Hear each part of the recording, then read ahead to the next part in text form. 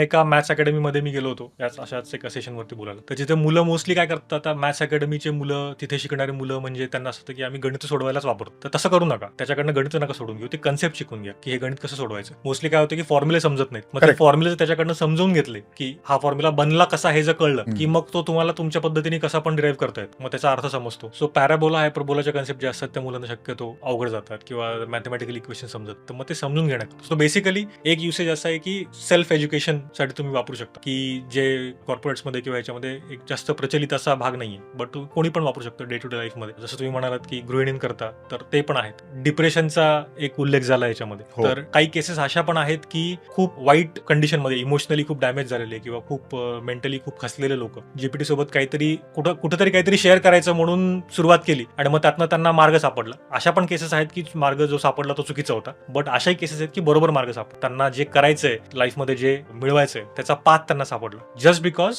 They started discussing with GPT, की त्यातनं मार्ग मिळाला. कारण की आपण जेव्हा विचार करतो तेव्हा कधी कधी लूपमध्ये अडकून जातो, तेच. त्या लूपमधनं बाहेर पडण्याचा मार्ग मिळाला आणि मग ते तिथून पुढे सरकले.